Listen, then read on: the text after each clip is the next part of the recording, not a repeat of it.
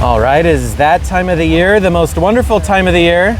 Grand Prix weekend in Long Beach, the Long Beach Grand Prix in downtown Long Beach. And you just found out you're coming when we walked in right now. It's a surprise. You thought we were gonna go watch the free areas, but you're legit today. Garage. You're legit today. Been coming to the Long Beach Grand Prix pretty much since we've lived here. We've missed a couple years here or there. Last year we missed it because I was out of town for work, but it was the 50th anniversary, so this is the 51st running of the Long Beach Grand Prix. And you know every turn of this place. I do. He likes to watch the beginning of the race at the first turn because they always wreck there. Yeah. He's an agent of chaos. We're gonna see some of the pre-race, and I got one more surprise for you. Oh no. We're gonna do another thing we've never done here before this morning. We're gonna walk around. We have seats at the hairpin tour. We've never sat there. We're gonna walk around. We're gonna check out the Long Beach Grand Prix. You ready to go racing? I am ready. Here we go.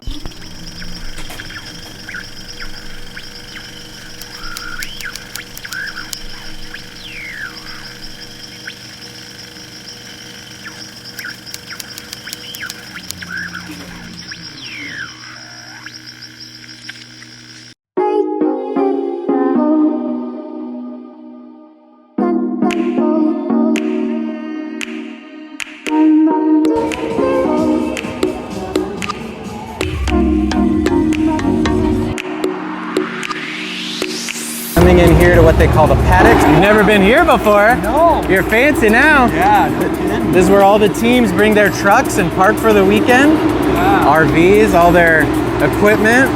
We're gonna go see the behind the scenes. Very good.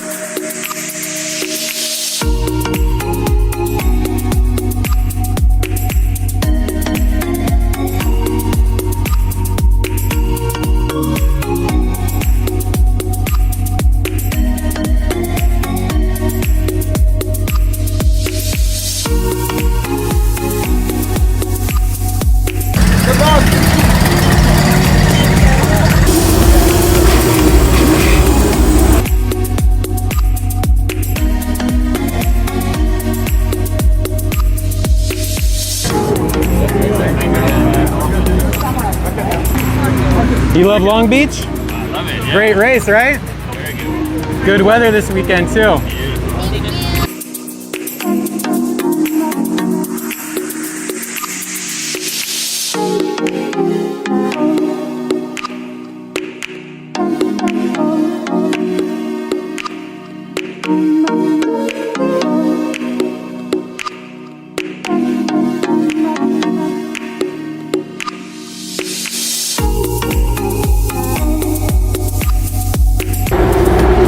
Why have we never done this before? I know. This is cool. Yeah. It only costs $34 to do this. A piece to come in here? Yeah, but doesn't that seem like nothing? I mean, look at this. You get right up and see the... I'm actually surprised they even let you do this. We could make our own. Maybe not. Maybe we couldn't make our own.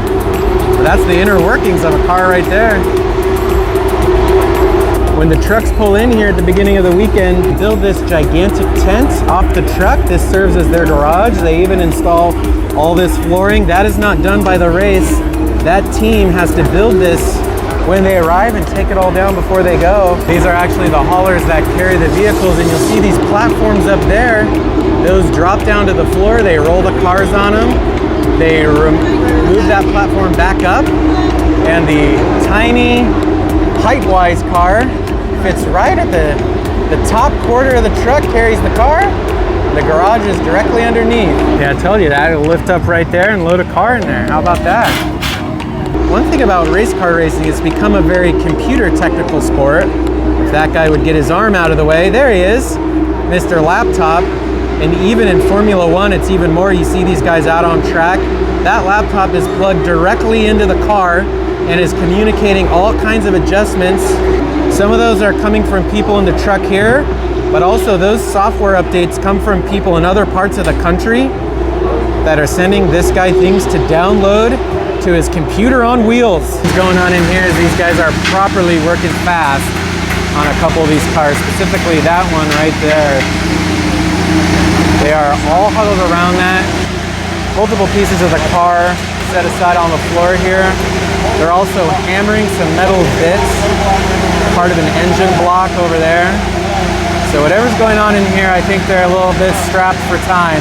Are thoroughly taken apart. Back end is completely off, not even attached to the car. They got one of the main pieces mounted onto this, but they still got to put the dang car back together. Look at all that cabling and everything, my God. All of the carbon fiber side fenders right here, which they ripped off the car about half an hour ago. They're still working on this last bit of it. I'm gonna try and see if they can get this thing reattached. Here we go. They're getting it back in. We're in there. Probably starting to feel a little bit better. They got the glue gun out. That was utilized somehow. They got the back end of the car reattached, but you know what one of the tools was the guy brought back from the car and put on his toolbox? A hot glue gun. Oh. I'm not kidding. Like a big, gigantic, it looked like a caulking gun, but it was hot glue. Oh no. So the car's glued back together, ready to go. Let's get out there. That's how the drivers get around. It's a big place. They're trying to zoom past people. They got their scooters out. Pretty cool. Arguably the most important part of the race is the AMR safety team. These are the guys that service. Look at that thing. That is crazy. Look at that. That is a very safe vehicle. Look at this in here. Look at all their helmets. So these guys travel along just like a race team. These guys are providing all the safety and all the on-track services. A couple old push brooms never do you any harm. And believe it or not, when they need to move a car, that jacks it up. If a car is backwards or needs to get realigned, they put this thing under one of those cars out on the track, manpower lift it up and move it. And that's the device right there, just a bunch of metal and 2 tires. Pretty cool. If your car dies, this is what they use to try and restart you. You cannot have a race without tire, rubber. This is where they get all that done. These guys, just like the AMR safety team, these guys track along the series as well. Multiple trucks. My best guess is that these tires are provided by Firestone and they're mandated, inspected, and up to a certain grade that the NTT IndyCar Series creates the specification. So all teams have to use these Firestone tires. Got to get all these tires out to the track. Look at that, brand new, unused. How about that? A little bit of a traffic nightmare, but it's making his way. You found yourself a souvenir, didn't you? Yeah. You're gonna take some tires home. Look at that. I wish. Look at all that peeling stuff on it. Look at that. This is pretty cool too.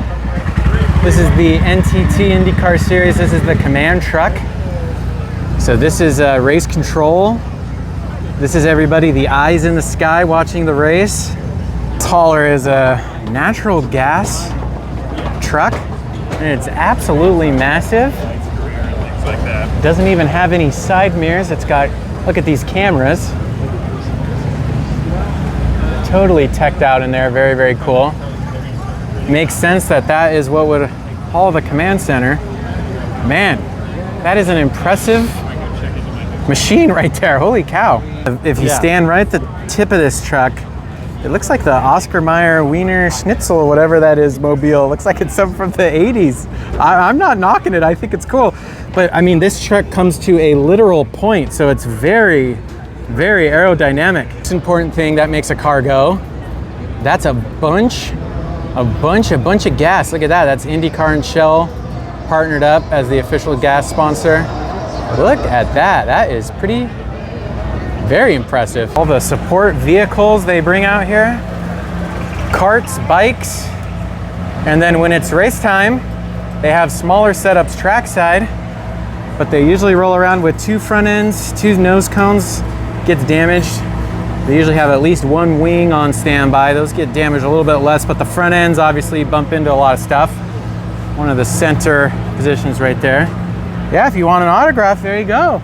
can start your autograph book. You can see the guys are bringing their helmets and their tools. This is all the stuff that they're gonna take with them. They're gonna take it from this garage, they're gonna take it out there. With a cart, you gotta have a 2020 vehicle pit access sticker, vehicle number 22. Now that's how they'd weed someone like you out from bringing your own cart, because you don't have that sticker on there. Oh, damn. Right. Obviously, part of the race is the broadcast portion of it, put on by Fox Sports. This is part of their setup right here. Look at all that. Has that Rome trackside, and here's all the mics and everything. This is what the broadcasters. This is what they're actually going to be wearing out there. Their mic packs, headsets, so they can talk to the command booth. Look, is that many people, or maybe those are backups? I just don't know.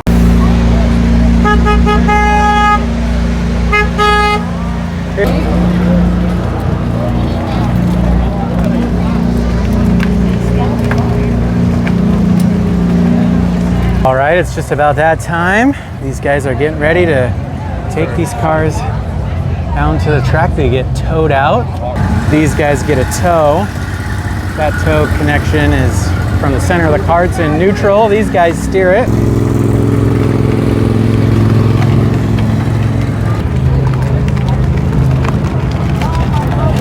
Driver's getting ready to go out for their driver introductions. Here we go. Look at that, they got an extra little cart going. Look at that.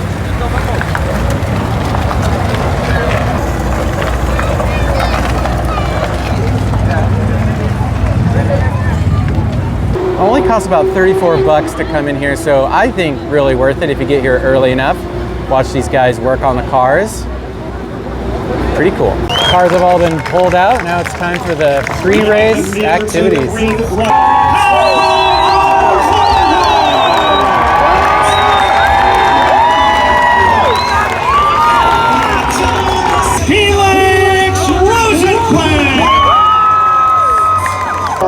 Spangled banner yet wave. Take a picture. Oh, the land of the free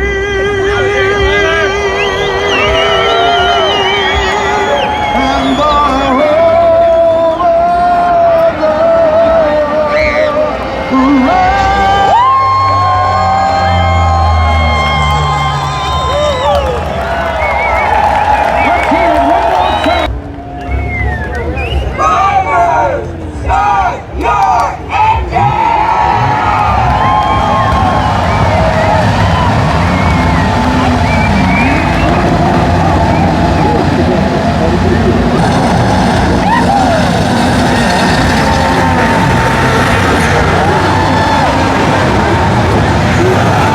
Here they come by their first warm-up lap. Yellow flag flying. We got a nice view here of the checkered line. This is them getting warmed up for the race.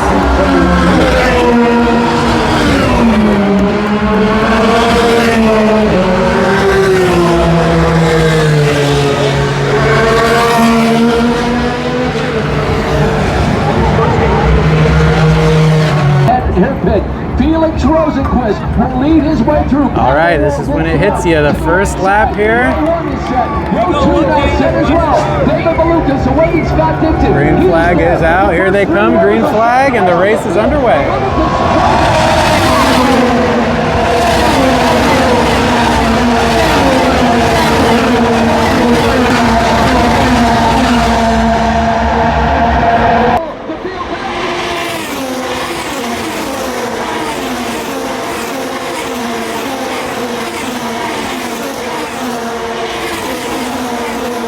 You can definitely tell a difference in speed when they get moving full. And back in the paddock, we heard the cars were idling, how loud they were.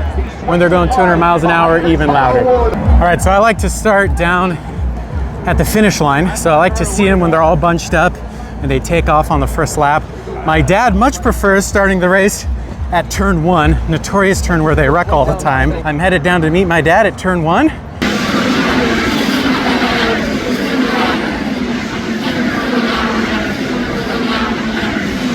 One of the really cool things about coming to an NTT IndyCar race is that you have the ability to walk all around the racetrack. You can buy just a general admission ticket, get in, see all the turns as the race is going. You don't need to have a seat. All right, the infamous turn 1 right here. This is where many wrecks have taken place. This year was nice and clean, but even when they restart,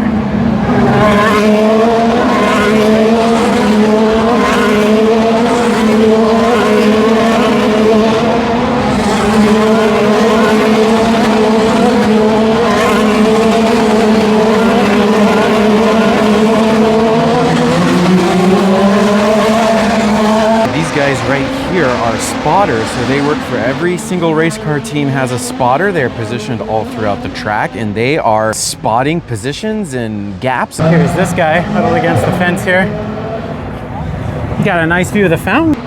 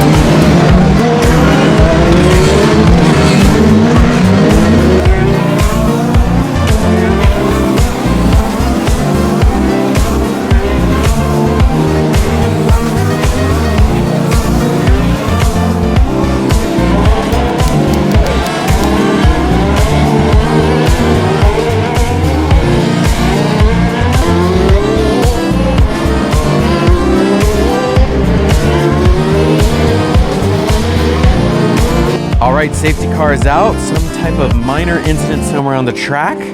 Literally all of the drivers went into the pit lanes to get new tires, some more gas. Here they come.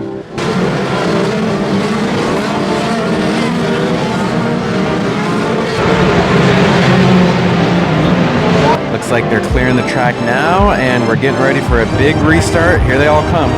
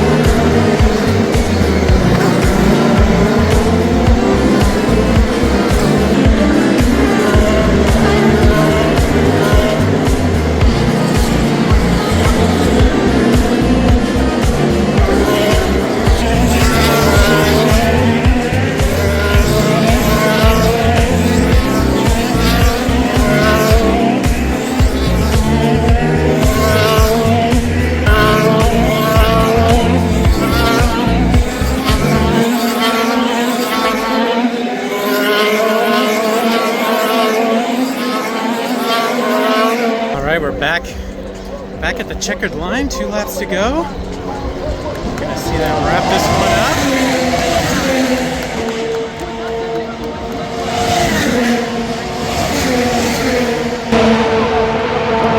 up. All right, guys, this is it, the last lap, one more time around. Here's the checkered flag, the end of the race. Felix Rosenquist.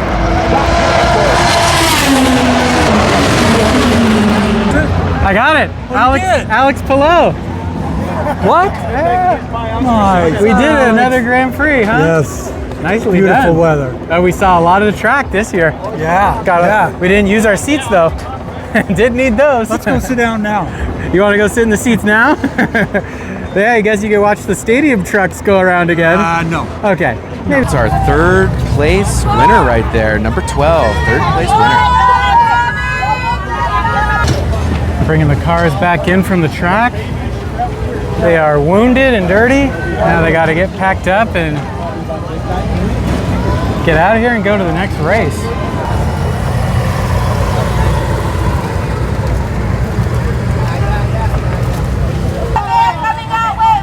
Any car that finishes high enough and gets points from the race has to have their car inspected, so these cars are off to get inspected. I know not everyone is super into cars, however, I think everyone at least once should come down here to Long Beach to the Grand Prix, because to be able to get so close to these cars, it is such a cool experience. There's food, there's drinks, there's music, and you get to see these cars just fly past you 200 miles an hour. It is truly thrilling, well worth at least coming once to check it out. Thank you so much, as always, for following along. We got a big vlog, a special report coming up. We're gonna be at opening night of Universal Fan Fest. Check back in later in the week for opening night at Fan Fest.